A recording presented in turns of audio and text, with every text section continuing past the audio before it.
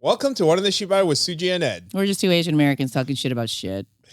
And a dog in a Carhartt jacket that looks like he's going to go duck hunting, and he could care less. That's literally the only thing. That's the only fucking thread in this life that's like keeping me hanging on right now is seeing this ridiculous jacket on this cute ass dog. It's just all so ridiculous. This is really well made though, you guys. It's like really sturdy.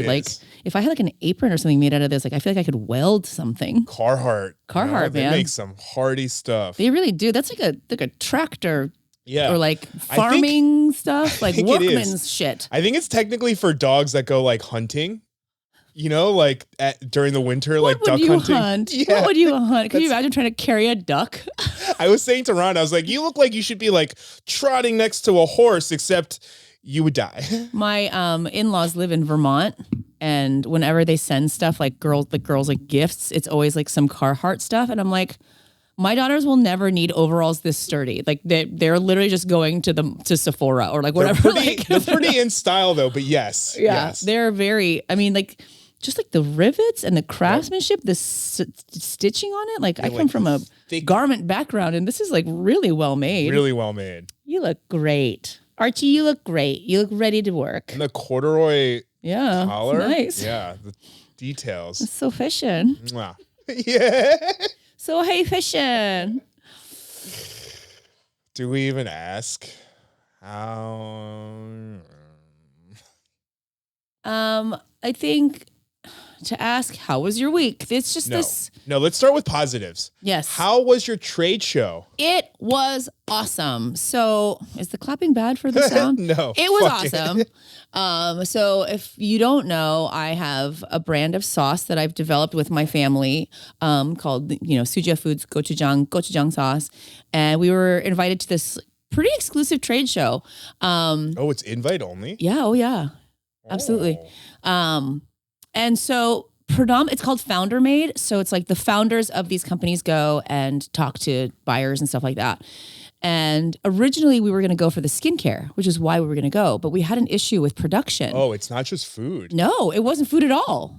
It's majority skincare, beauty, health and wellness, like that kind of stuff. Oh. But they did have like small farms that made like, there was this guy who was a peppermint farmer and he makes like peppermints and stuff like that.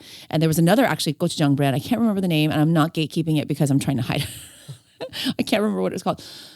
I'll remember. And there was this woman who did like chocolate for like hormonal balance. There were like fiber companies. So it was like a real like health and wellness. Yeah. And so, but we couldn't go with the skincare because one of our providers had a hiccup in production. And so we were worried we weren't going to be ready. And so my sister asked if we could bring the sauce instead. And they're like, oh, that's a great idea. And so we took the sauce and we made like this huge crock pot of these chicken meatballs, and we brought cucumbers and cauliflower and had like a display, and Ron helped us with like signage and stuff. It looked really legit and professional, and we talked to a lot of buyers. We talked to people from like Whole Foods and Fatty Mart and from Amazon and these like vending machine guys. And there were so many influencers there. It was so fun to meet like people from like all walks of life, people from like farmers markets, people from restaurants, like all kinds of people. And we stood there from 8 a.m. till like 5 p.m. just standing and talking. Tell us about your sauce. Tell us about the origin of your sauce. I mean, all day long. It's like, this is a sauce about, and like all day. But it was really fun, and the feedback was great. It didn't really feel like we were working, even though we were working so hard. Is it one of those things where next year you like just want to print a card that's like, hi, this is... Please scan this QR code and watch this video because I cannot say this again. It's like, do you ever see those memes where people like come back from vacation or a wedding and then they just put a sign on their back? They're like, the wedding was great. Like this happened, this happened. Kind of, but but I'm so passionate about it that it didn't feel like I was working. So it was really fun. And people loved the sauce. They loved the sauce. It's a delicious sauce. Yeah, thank you. So like I said, people were coming back for like seconds, thirds, and fourths. They're like, this is the best sauce I've ever had. Like they were like, do you have any more meatballs? We're like, yeah, we have 600 meatballs. Like, so you served it with meatballs. Yeah. So that's a very unique pairing. Well, because normally you're not like Go-To-Jang meatballs. Well, so we kind of conceptualize it as like an appetizer for like a party. Like, so people do like Swedish meatballs in like a barbecue sauce or like a teriyaki sauce. Yeah. I was like, it has to be able to last all day. Yes. In a crock pot, not dry out, but we also didn't want the protein to break down. So like if you did like chicken and like a crock pot all day, it just starts to get like mushy and like weird and the texture is yucky. But this like really stood up and like all day long, we're just peddling these fucking meatballs. It was just like from Costco. Costco meatballs in a bag, frozen, throw it in the crock pot, add the sauce, maybe add a little bit of water just so it doesn't, thicken too much. And it was actually really delicious. It was really good and people really liked it. So now we just have all of these meetings and, I guess, but that's not my department. Yay. My work is done. Just meeting people and taking photos and like that kind of stuff. It was really fun. It was really fun. So hopefully, we'll see our product in store shelves soon or, direct to consumer. We met with a guy from TikTok Shop who adamant. Who was very interested and was like, I came to see you specifically. I knew you guys would be here. I was just like, what, me? So it was really cool, but I'm exhausted. It was a lot of work. And then, once you do something like that, you don't get to slow down and just stop. And then, this was the day after the election. Was it Friday? What day was it? Thursday. So yeah, it was 2 days after the election. So I was still kind of coming down from that, or I don't even know that I've come down from that. I haven't really fully processed it yet. Just because I've fortunately and maybe unfortunately been so busy. I'll just kind of be doing something and then just have a full nervous breakdown, panic attack, start crying, wailing maybe even, and then just have to get right back to like work or kids or whatever. So it's been really challenging. It's been a really challenging week for me. I'm feeling just emotionally just fucking drained. But, you just keep on going. Keep on swimming. On a positive note, though, I did use your sauce yesterday. Oh, yeah, I was supposed to keep it positive. Sorry. Yesterday. No. Yesterday, I finally made the onion boil. Yes, I'm telling you, the onion boil is so fucking good. The onion boil is really good. I actually ate 2 onions yesterday. Yeah, that's good for you. Yeah, I hope it's not on your no-no list for your gout. No. Oh, thank God. I don't think so. Oh, well, I guess we would know. A shit ton of onions. Okay, good. We would know. I put onions in everything. Okay, good. Yeah, onions and garlic go in everything for me pretty much. But yeah, I had this idea. I was like, does it have to be a bake? Well, technically a bake. Yeah. You're supposed to bake it. Because I was like, one, I love caramelized onions. Yeah. And I was like, it should technically be significantly faster. Of course, you should only have to saute it for like 15, 20 minutes, Right. So not then I did a comparison. I'm not going to lie. The sauteed is so much better. Yeah, you thought so? Caramelization, that little extra bit of like crunchiness, like, from the little bit, the couple of the pieces that get a little like, not charred, but you know what I mean? The little bit of, it was so good. But afterwards, I was like, oh my God, I should make this into a grilled cheese because I had Gruyere. Delicious. Yeah, so basically it was Gruyere. This like... It's definitely one of my favorite Gruyere cheeses. with sauteed onions is essentially just French onion soup, which is like... Yep, a classic combination, classic pairing. I would easily gain 1,000 pounds if I could just eat French onion soup every day. You know what I mean? Good. Like, it's so good. The soup just gets in the way though, doesn't it? It really does. I basically eat the soup first so I can get it out of the way. Yeah, so you can get to and then I save like the crouton, the onions, and the cheese, and I eat it as like this thing at the end. And it's so gross to watch. I don't want to see that. So good. But either way, I took the first bite and I was like, this is delicious. But I was like, it's so rich. I was like, it needs like something spicy or something. I have just the idea. Yeah. So I poured a little bit of the Go-To-Jang sauce on it, and it was like, I mean, it was already a 10 out of 10, but with the sauce, it was like a 15 out of 10. Nice. I'm going to try that. I'm going to eat that today. That sounds so good. But yeah, that's pretty much the highlight of my week too. Well, I'm glad I could have been like a tacit participant in that for you. I'm glad I was there for you in spirit. I was like, do you know what this would be delicious with? I was like, yes, I did just buy horseradish chips and that would be good too. But I was like, tell me I still have some of this sauce somewhere. Dude, there's a bottle in the house. Go grab one before you leave. But yeah, it was delicious. But yes, everything else sucked. Everything else is terrible. Everything else is terrible. Well, that's the show. Okay, bye. I just, just like the overwhelming feeling of dread. And I don't know if like I'm in total denial about it. But, part of me is just like, is there a way? Is there a possibility? Like, I heard that like the Google search of like, can I change my vote? Like the day after the election was up like 700 or 7,000% or something insane like that. I'm like, no, dicks, you can't change your vote. Wait, but who would Google that? Probably people who regret voting the way that they voted for one reason or another. How can you vote one day and then the next day regret your vote? Because they probably thought that it wouldn't matter. I don't know. Who knows? That's crazy. Who knows how people think? That's the fucking problem, is they don't think until it's too fucking late. I'm just starting to get angry. But it wasn't just the presidential election. There was just shitty voting all up and down. I know. Even like local votes. Yeah. Like, do you know that the AIPAC only spent money against one candidate for general elections? No. It was towards a Korean American candidate for Congress. And wait, what's his name? His name was David Kim. Yeah. Didn't he make it though? No. He didn't get elected? No, it was against Jimmy Gomez. And Jimmy Gomez, who accepted shit tons of AIPAC money, got elected. Well. Oh my God, corruption in government? What are you talking about? That's so crazy. Who has ever heard of such a thing? I thought this was a democracy where that could not happen.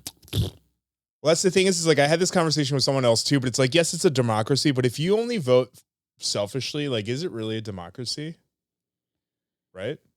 I don't know. Because I feel like I had that feeling too. Because remember when we had that conversation about Kamala a couple months back? Yes. A couple weeks back? Mm-hmm. And I like, after that conversation, I thought about that conversation a lot, like daily, up until the vote. And even though it was, because it's like, this election was like fucked up, right? Sure. Because it was like,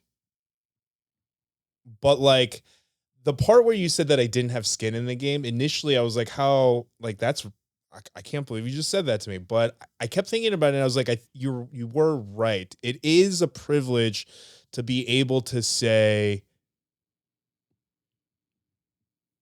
I don't know. It's like a weird thing, because I felt like there was a slight privilege to be like, I can focus on Gaza. Right.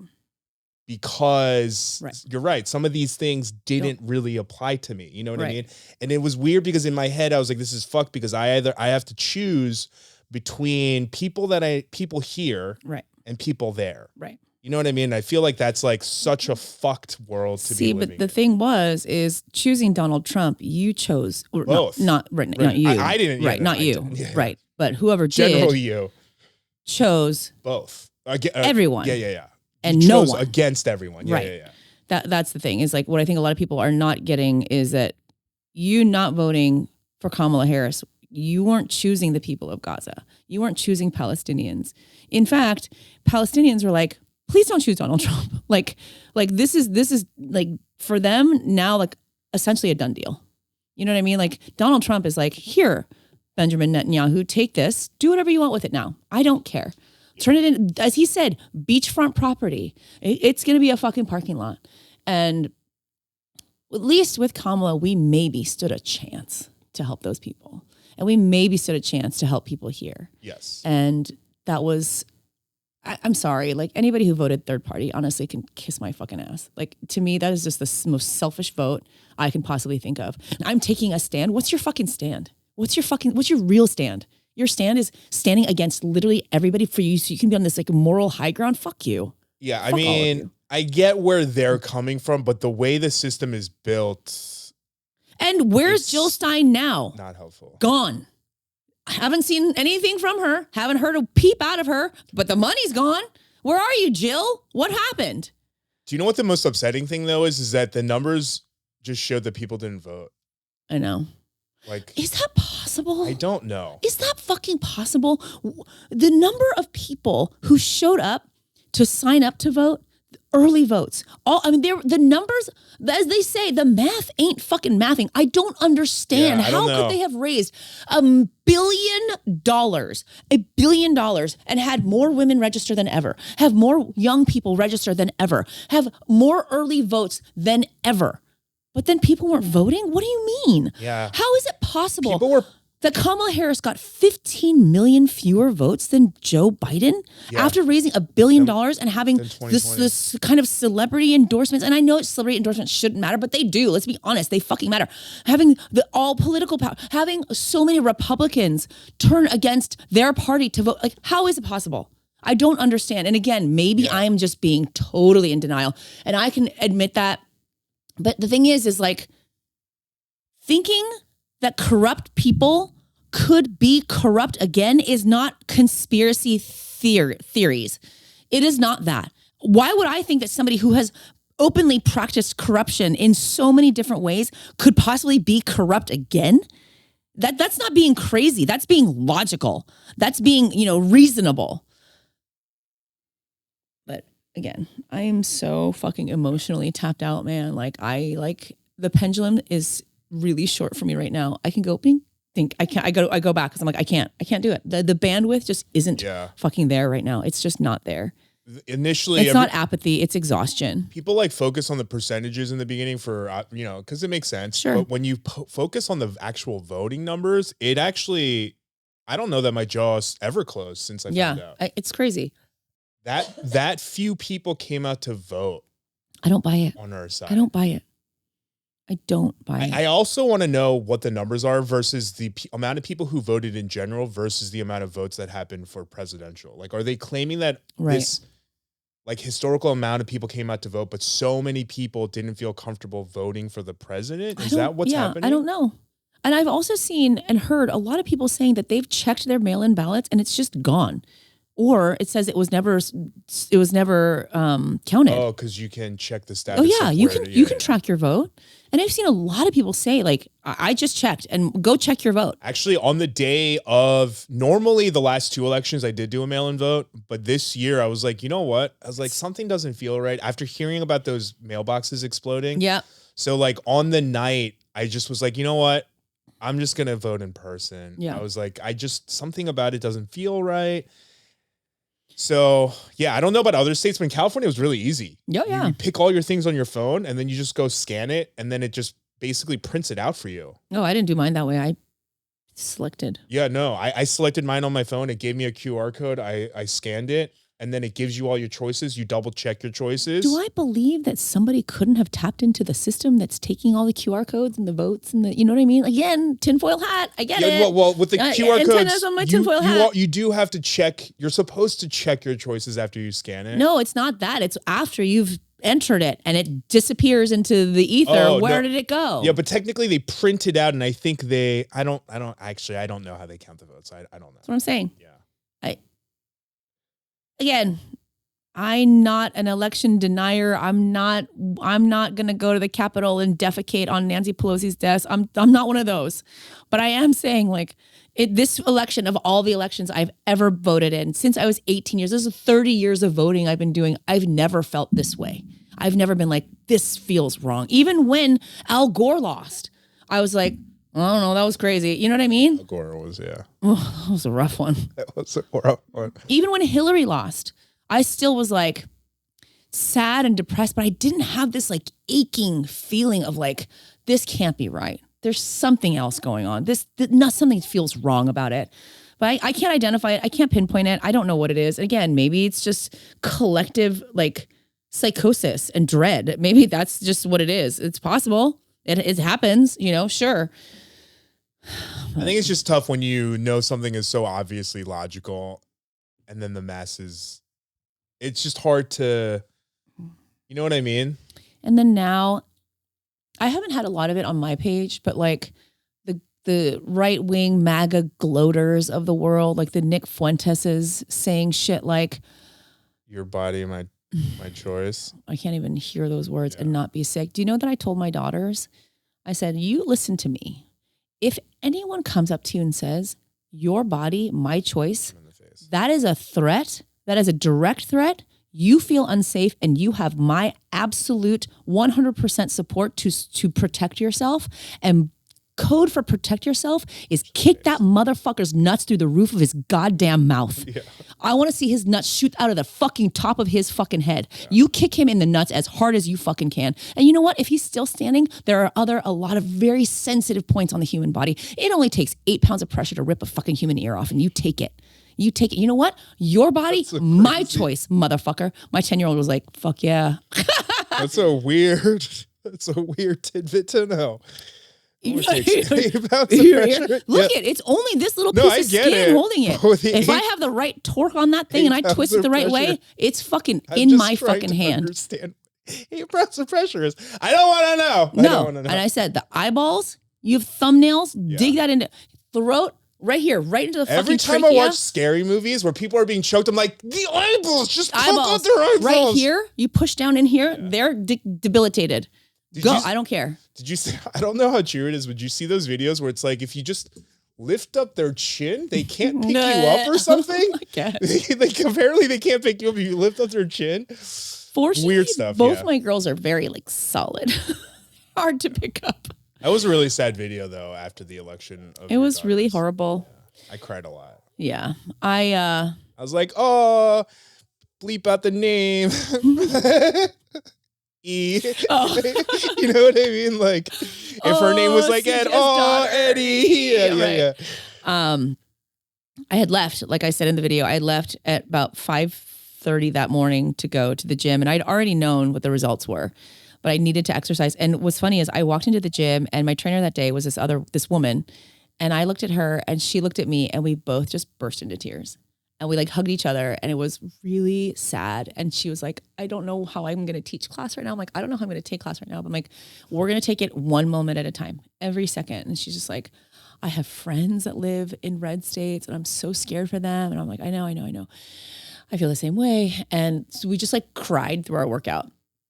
And then I got home and, all the lights were on. The house was, buzzing with them getting ready for work. And I knew that they knew.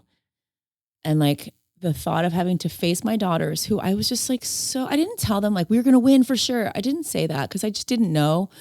But I was like, there's a really good chance. And I'm so excited and whatever. And I was just, I sat in my car for maybe 5 minutes and I was like, I don't know how to face them. I don't know how to look at my daughters in the face and say I'm so sorry. The country voted against you. I'm so sorry the country voted against us. And it was just really sad. And I opened my daughter's door and she didn't even say anything. She didn't even, nothing. She just looked at me and she's burst into tears and just started bawling. And I was just like, God damn it. God damn it. Fortunately, my other daughter, who was 13 years old, was very much the pragmatist. And she's like, we just got to get through these next 4 years. We get through these next 4 years. We're going to watch him just spiral and fuck up this country. And we're going to just have to pick up the pieces, but that's just what we're going to have to do. I'm like, are you sure you're 13? What is going on? She's just like, there's no rest. We just have to keep going. I was like, all right. You watch that video? It was this Black creator. She said she went to her therapist the next day because she was having a nervous breakdown. And then she said she walked in and she asked her therapist, she's like, I just need to know. She's like, did you vote for Trump? And she was like, she said, I guess after a back and forth, she finally was like, yeah, I did. And then she was a Black woman. She's like, did you think of me at all? And she's like, what do you mean? She's like, when you voted, did you think about how it affected me? And the therapist essentially just told her, she's like, look, this is just my job. Which is crazy because as a therapist, your job is to care. Or why would you go into that line of work if you didn't actually care? Right. And how can you help people with the things that they need if you don't care about the things that they need? Care enough to even humanize them. Right. And their plight and their experience. You know what I mean? So she was just like, nope, I'm out of here. You know what I mean? Wow. And it's that just crazy. Is fucked up. That is fucked up. And just all these people who are like, oh, but I voted for Trump because groceries are so expensive. It's that's crazy. They don't even know what they're talking about. Do you understand that the cost of living for us is going to go up between 15 and 60% on all of the things that we buy now? Yeah, I mean, the whole tariffs thing. Did you see all these people who are like, yeah, tariffs, we're going to tax them. And they're like, no. What's a tariff? We pay for tariffs, you idiots. Yeah, so many people don't understand how tariffs work. Do you know that I have to restructure my whole business now? my whole entire business, like my actual, like the store, we have to restructure everything because I can't take a 15 to 20%, 30% increase on the things that we sell. I can't. People won't buy them. So I have to change everything about the way I do things. That's crazy. Yeah. I had to tell my staff, and I'm like, I don't know what is going to come of this, but the way that we import from all over the world, a lot of it from China, can't do it. I can't do it. I can't afford it. We're barely surviving as it is. I'm like, this is so stressful. It's so stressful. And like business is like honestly one of the last things on my mind because like I just think about like the human, yes, plight that's happening. But when I think about it from the perspective of a small business owner, I'm like, yeah, we're fucked. We're so fucked. Every aspect of my existence right now, my, being a woman of color, being a woman at all, being a small business owner, being a mother, sending my children to school, like literally every aspect of my life has been affected by this election. And me, not even worst of all. You know what I mean? Like there are other marginalized groups who are worse off now than even I am. I mean, I'm not saying I'm worse off. I'm not saying I'm bad off. That's not what I'm saying. But you know what I mean? We're all bad off. Everybody's going to suffer. And they're talking about repealing naturalization. My older sister was born in Korea.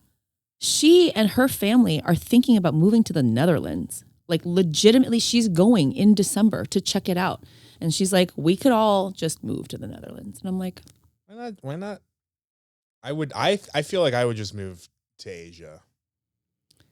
I don't know if Korea right now, but maybe somewhere. Right. Well, if you think about how Donald Trump and Kim Jong-un are like besties, God knows what's going to happen over there. That was another thing. To hear that like Koreans even voted is like in that way, it's like, do you realize what you've just done? Like you anyway.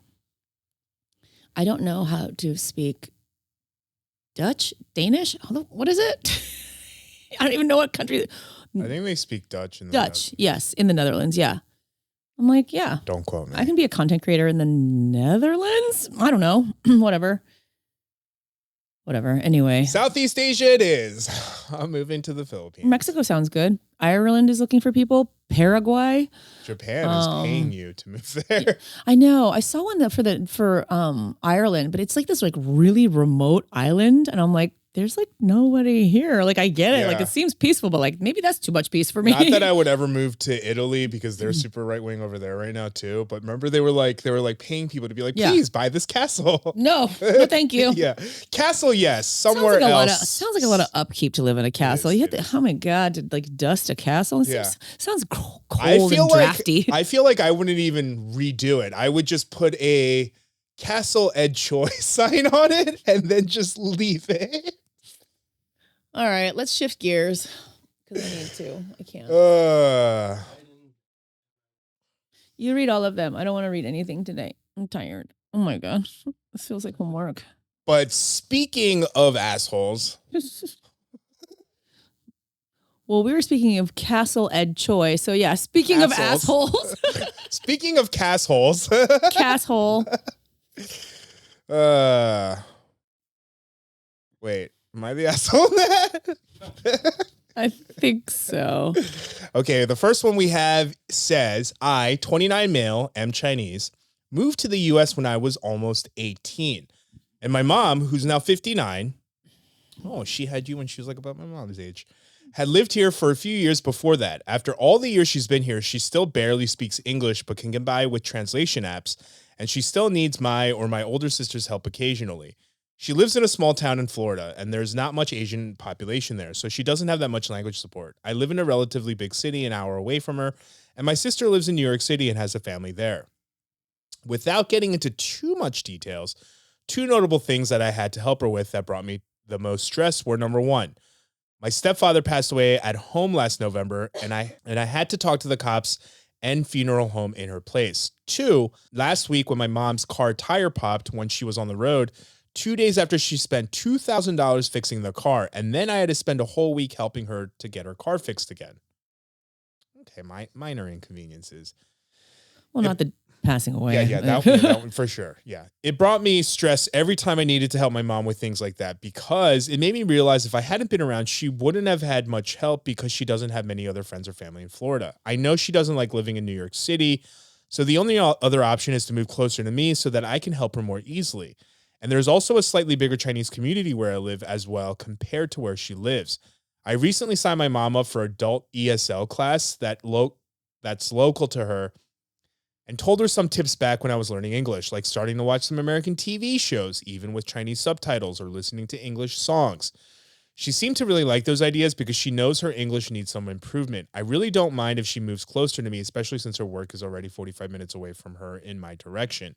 She works at an Asian market as a cashier, since it doesn't require much English skill, otherwise she'd rather work closer to her home. I talked to my sister after helping my mom deal with the car incident I mentioned, and she said I needed to tell her that I wouldn't be able to help her easily next time unless she lives closer to me, in the hope of her moving closer to me. From what my sister heard from my mom, part of the reason why my mom still lives where she is because I hadn't brought it up that she should move. However, I think she should make this decision on her own, and having her move closer to me also wouldn't resolve the issue that she's not able to communicate with people who are not Chinese. Am I being too optimistic that she will learn English eventually and can live independently? I don't want to force her to move if she doesn't want to, but I feel like it can make her life easier. So would I be the asshole if I just make sure she learns English and can find a job closer to her instead of making her move? This is a very nuanced conversation. I don't even know what's happening. Am I the asshole for making her? What? So basically, he's stating that he has two options. He can either have his mom move closer to him, to the resource that is him. Yeah. Or would he be the asshole if he just pushed his mom to speak English, just do shit English on her own better, and then get a job closer to her? I don't know. I really don't know. I mean, that's a tough one. I'm really maybe the worst person to ask that because I am very close to my parents and have always been there, and my sisters have always been there to do and help them with that kind of stuff. And a lot of it was just kind of, I don't want to say like out of obligation, but like I feel like, this is going to sound, I don't know how this is going to sound like. I feel like my parents have done so much for me that I don't mind doing these kinds of things for them. And I don't mind the inconvenience of having to drive 45 minutes or do it. So I don't know. Yeah, I feel like there's a generational gap in how people view this nowadays. Maybe. I feel like I feel the same way as you. He's 31. No, how old is he? Oh, that was a different one. He's 29. Okay. Yeah, I'm of a different generation. But like the younger generation nowadays, or they're of like that's a burden. There's like this like familial like obligation. Sure. But like I'm of the belief that like, especially because like your mom moved here to better your and your sister's life. You know what I mean? So now that your life is better, you can't just like leave your mom in the dust. That's how I feel. That's how I kind of feel too. So maybe I'm the wrong person to ask if what you want to hear is like, it's not your responsibility to take care of your mom. It's it's not your burden. You shouldn't have to be inconvenienced. But I don't believe that. Right. You should. I don't believe that either because like, right. It's hard. I understand wanting to live your, and again, I'm so, I'm not really objective because I spent so much of my life working for and with my parents so that I could help them and that you know what I mean? So it's hard for me to say like either way is difficult because I understand that burden or like I understand feeling resentful. So like I get that too, yeah. But I also feel like, but don't you feel like some kind of responsibility to help your parents too? When I was younger, I think I felt that way too. Yeah. I think I felt like this isn't my responsibility. Right. But I look at back now and I'm like, oh, I was an asshole. Yeah. I was a selfish dick. I've never been like, God damn it, you've ruined my life. I've never felt like that. I always felt like it was like a team effort in my family. So like I never felt the feeling of resentment. I do feel like, oh, I did miss so many things and there were so many opportunities that I could have taken, but I didn't. But I never felt like, and it's all your fault. Yes. I never felt that. So I don't know. I mean, he was 29 when it happened, but like if you had to translate after your stepfather or father dies at the age of like 17 yet. Like stuff like that does make you grow up sooner. Yes. So having those responsibilities does do that. But like your mom came to America to give you and your sister a better life. Oh, but is that fair? That's such a fucking guilt trip. That's such a fucking guilt trip. That's so like, I'm not saying you are doing it, but that's like such a manipulation tactic. But they could have stayed in China where she was self-sufficient, where she did get around. I know, but like I'm also a parent, you know, so I understand too, like saying like, do you know what I've done for you? Do you know you owe me? So then there's but that. the mom doesn't. But it doesn't say that the mom does that. I know, but us saying that kind of puts that out there. I know. That's what I'm saying. There's like this like weird generational nuance. It's really to it. tough. I don't have an answer. I don't know that you would be not the asshole in either. Unfortunately, just circumstantially. And I'm not saying that you are an asshole. Because there's also the thing where it's like really hard to learn languages as you get older. Of course. So it's like, tough shit, mom, learn English. You're on your own. See you later. Right. That doesn't feel right either. Right. But also like, God, but like you should also be able to live your life. And like, it's so unfair that you have to like bear this like responsibility when all you're trying to do is live your life the way you want. But then on the flip side, it's like your mother came here to make your lives better. And now that your lives are... But now that your lives are better, you're just going to leave your mom to just rot away by herself. No, that's what I'm saying. In Boca Raton or wherever the fuck they are. You know what I mean? Like, but then if something happened where she was like really in trouble and you weren't there, would you feel this like tremendous guilt because you weren't there to help her? Or flip side, you don't help her and eventually years later she starts feeling lonely and she moves back to China. And I'm speaking from experience here. I like, did my mom move back to Korea because like she didn't feel like she was supported enough and she was like, I don't have a life here. Might as well move back to Korea. And now your mom, your only parent who's left now, lives thousands of miles away from you and you can only see them like 10 times before they die. Or the mom who are maybe not giving enough credit to is like, okay, I'll learn English and she could totally flourish and be on her own and live this wonderful independent life. I don't know. So I don't know. We don't know. Like she could be like, all right, well, fuck you. Fine, I will learn English and I'm going to be successful on my own. And, you know, I don't need you, ungrateful fucking kid. But it also feels like... I'm not saying that you are. But that's the thing too, is that like neither the mom is doing that, nor even though they wrote this, neither is this son. He's not like, fuck my mom. He's just like... What do I do? Yeah. How do I do this? I feel like logically my mom could just speak English and her life would get better, but like, oh man, and there is something to say about like, you know, sometimes it's easier to have somebody do it for you and you know that they will because they feel like an obligation to do it. So is she manipulating you too to some degree? But then now I'm bringing trauma into it that I experienced this week. But then there was also that Vietnamese father in Oklahoma City this week who got literally almost murdered by a police officer because there was a language barrier when he got pulled over. And that man spoke perfectly fine English. He spoke English well enough to understand and communicate. That was a totally different scenario, though, because I don't think any form of English would have helped him, honestly. No. But like, maybe it would have... No, he would have had to have been white speaking perfect English for that to not have affected him. Fair, but I'm saying that like, is there a little bit of guilt if like maybe my so-and-so called the child to like, you know, as soon as there was like a language barrier? I don't know. Have you asked your mom? Maybe try that. I feel like you're kind of making decisions for her and on her behalf. Fair. So maybe let's start there. Because I haven't seen you talked to your sister, but you didn't say that you talked to your mom. Yes. And maybe there's also like a middle ground too. Yeah. Maybe like where you help her learn English. Right. Where you're not just like, hey mom, go learn English. You like hold her hand through it. Take her to class, sign her up. Hey, mom, what do you think would be the best thing for you? Because obviously I want to be close to you and help you and be there for you when you need me. But being so far away does make it really difficult and challenging. Do you think if you learned English and you spoke it better or you felt more comfortable with it, you would feel more at ease just kind of being out in society or making phone calls or dealing with paperwork or something like that? Maybe we can do that so that you don't feel as dependent on me because I want you to feel like you can live your own life too. That one. There. Okay. Next. Took me a second, but we got there. Talk to your mom. She has some stake in this as well. I'm sure she has an opinion. Dear Wits team. Yeah. What was that? Hello, I'm writing in to ask if I'm the problem here or just for advice about the situation. I'd like to remain anonymous, though, as it does involve my workplace. I guess I'll just dive right in. And I'm sorry if this is really long-winded.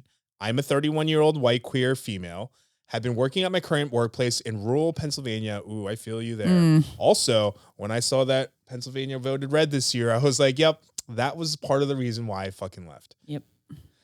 For 10 years, my coworker and friend, she is a 34 white female, and I try and travel to another country for vacation once per year. And it's really opened our eyes outside of the small town bubble we live in. Next year, we're planning on going to Japan and South Korea.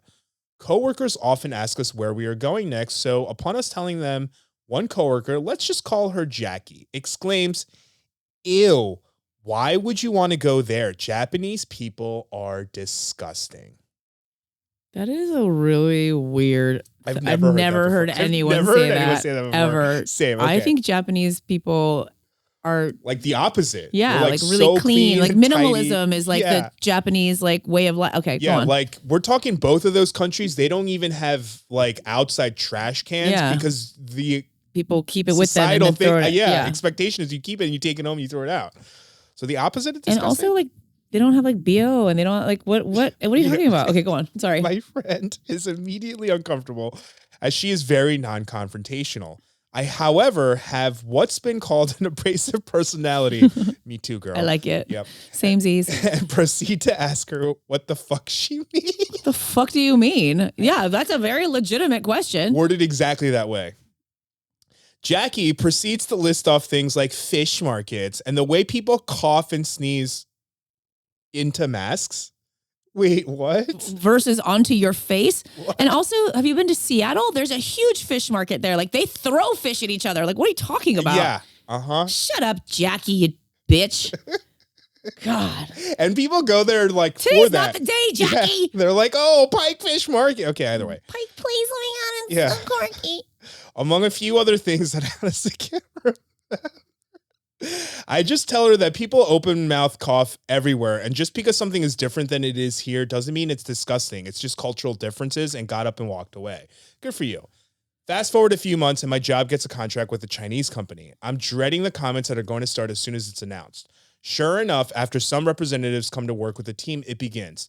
Oh no, God forbid these Chinese people pay for your paycheck. Yeah, really. Instead of calling them by the company name like we do with every customer, people are calling them the Chinese. Wow. When referring to the entire group or just an individual that we know the name of, making comments about how some of them don't speak any English, like, okay, let's see you speak any type of Chinese, Chad. Yeah, really. Someone even referred to them as the sea slur in front of my friend, who was shocked to do anything at the time, but told me later how uncomfortable it made her. Well, the thing is, you don't have to be confrontational. HR is behind closed doors. Yeah, really. For the first few times, I just gently corrected people saying, you mean insert company name or insert person's name, hoping they would get the hint and stop. They didn't. I usually just got told I'll say what I want or blow off completely. It finally reached a boiling point for me when the supervisor of the team, directly with the Chinese company, came asking where a coworker was. I said I didn't know, and she said, okay, because the Chinese. And I just cut her off and said, you can't just call people that. We address every other company by their name. When the German company comes in, we say insert company name, not the Germans. They have names. She's like, well, I forgot this one's name. I said, then say a guy from said company. She said, okay, and did correct herself afterwards the next time she talked to me. But I did have to go tell my supervisor that I yelled at another supervisor, so we might end up in HR. It's getting extremely frustrating for me, especially because the supervisor I yelled at, I feel fetishizes Asians. Me saying she won't date white guys. She only wants to date an Asian man, and that she wished they were of Korean or Thai company because they are hotter than Chinese men when they first arrived. Oh my God. Where do you work? Oh my God. What is this job? It can't be that good. Quit.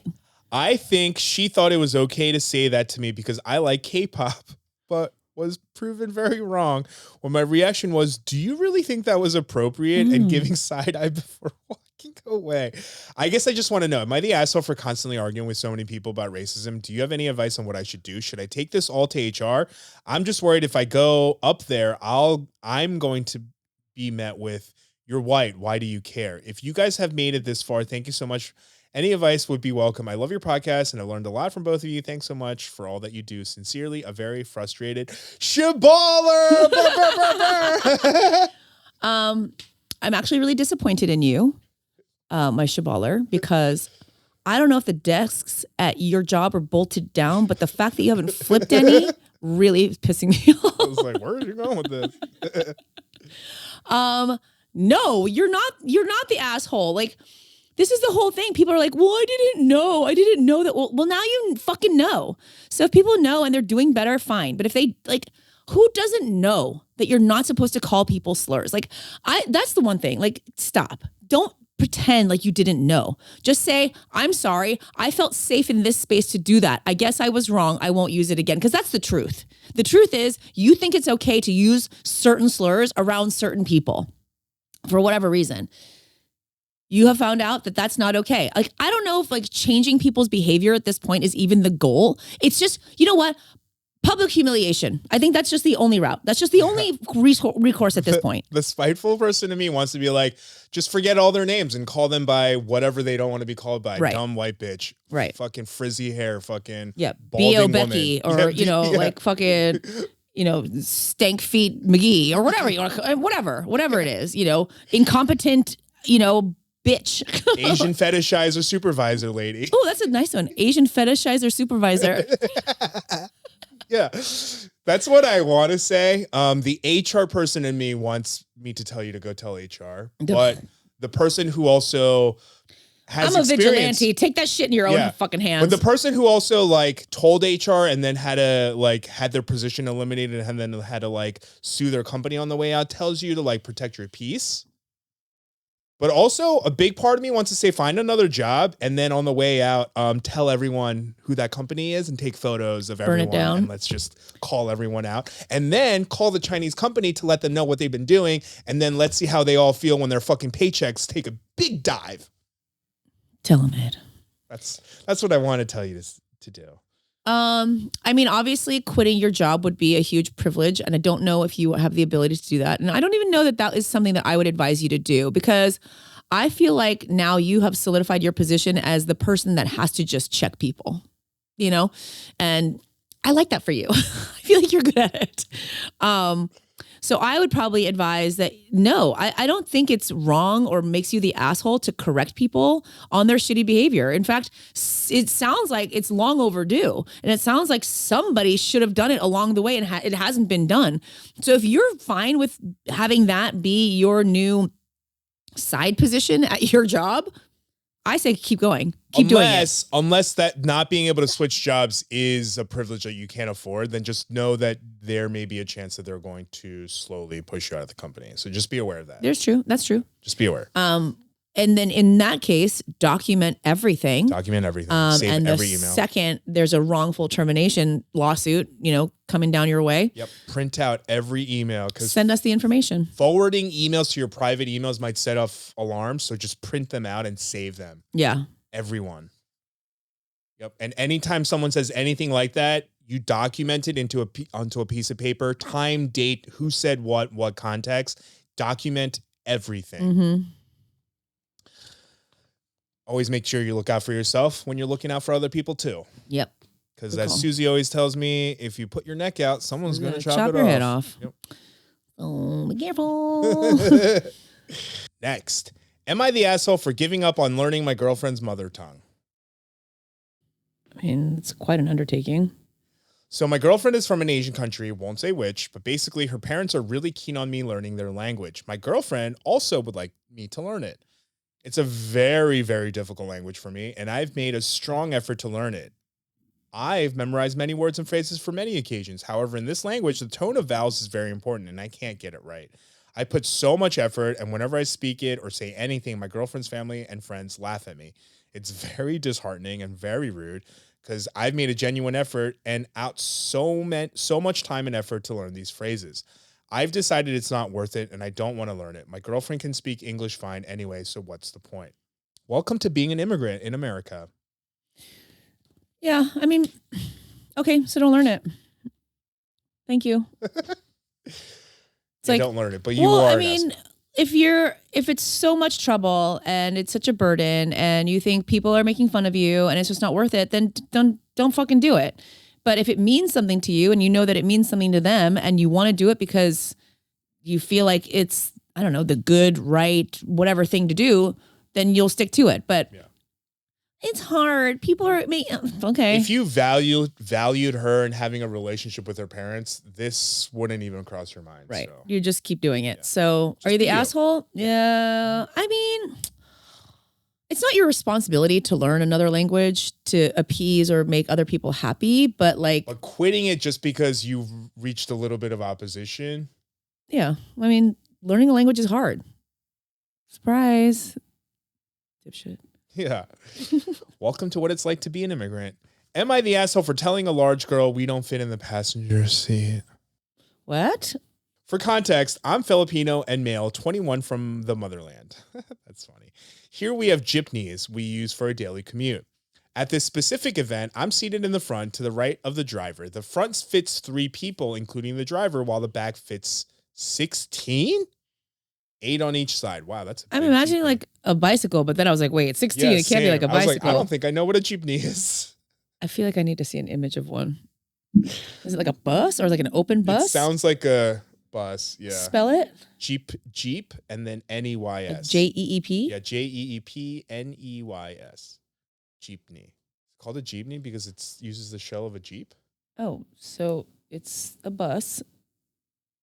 Oh yeah, like a party bus. A bus. Okay. Oh, it's like a cute little fire truck. It's so cute. Yeah. Okay. I see. It's adorable. 15 minutes into the trip, a large girl, approximately in her 30s, gestured to the driver to stop, indicating that she would board the jeepney. Now, I'm no big dude. I'm like 70 kilograms at most and 5'10". That's so weird to use the metric system for one, and then the US. How many pounds is 70 kilograms? I think it's like 150, 155. When she sat next to me, literally my right ass cheek is barely sitting on the hard ass seat while my left ass cheek is dangling on nothing. To add insult to injury, my man parts is resting on the seatbelt buckle. Gross. Yeah. She then had the audacity to tell me to move further so she can sit in a commanding way. That paired with the nonstop secondhand smoke coming from the driver's cigarette and the 9-hour internship I just had made me reply to her with, I'm not going to attempt to speak this because I can't. Which translates to, I have nowhere else to move / sit. We don't fit here. She then began crying and calling me fat phobic. As for my tone, try to imagine if you were tired, in pain, uncomfortable, hot, and keeps on coughing, then an entitled woman commands me to move. I'm definitely not mad. Yes. Kind of an asshole. Well, I think in the way that he responded is a bit dickish. Well, he's just saying like, we don't fit. That's just math. But they did fit. He just wasn't comfortable. Well, he was half on the seat. Oh, okay, fair. Remember his balls were on the fucking seatbelt or whatever. How does that even work? Anyway. I don't like trying to picture it. Well, so like if she's asking you to move over more and you're already halfway off, then like, yeah, you have to say like, I'm literally falling off. I'm going to fall out of this weird little cute bus. So they're so cute. I want one. So you have to say something like, I'm going to literally fall out and die. So like, that's okay. But like, I don't know. I feel like, oh no, he could have said it. Like, I don't really have anywhere else to go. There's not. Oh, can you scooch a little bit over that way? There's no more room this way. I think I'm going to die, fall off.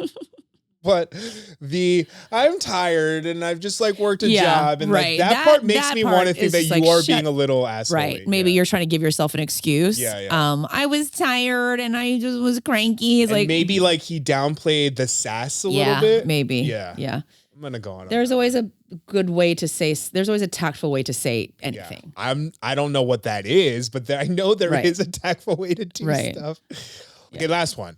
Would I be the asshole for not playing along with my 23 male girlfriends with my, who's 23 male, girlfriend who's 23 female, parents' fake politeness? My girlfriend's Korean. So I've learned a lot about Korean culture. The most annoying thing I've learned, this is a really weird way to start this off, is that there's a lot of posturing to seem polite. Stuff like arguing over who, quote, gets to cover the bill. Oh, this being isn't nice posturing. Is so terrible. Oh, no. Being generous. Ew. Yeah, the gaslighting and the way that they're positioning Cut it off this already. there. You're the asshole. Yeah. Mm-hmm. And that is, I feel like I do that with my non-Korean friends all the time. Just because you don't do it doesn't mean that other people are faking niceness. Right, exactly. You're just cheap. Okay. Right.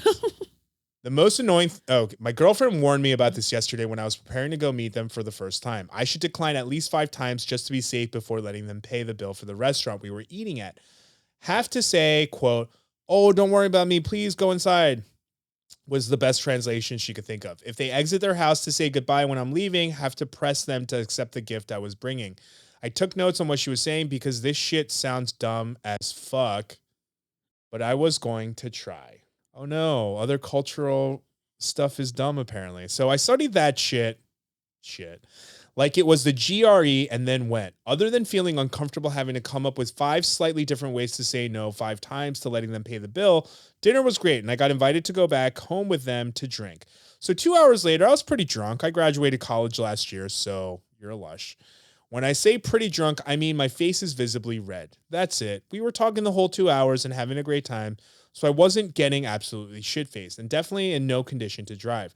They kindly offered to let me stay over in the guest room for the night. If I was sober, I would have remembered that I had to say no at least 4 times, but I was not. So I graciously accepted and thanked them, telling them they were a lifesaver. My girlfriend shot me a look, but then it was too late to take it back, and doing that kind of seems rude to me, but what do I know? That was yesterday. Today I went to work and everything was normal, except during lunch, my girlfriend told me that her parents like me but weren't a fan that I stayed over.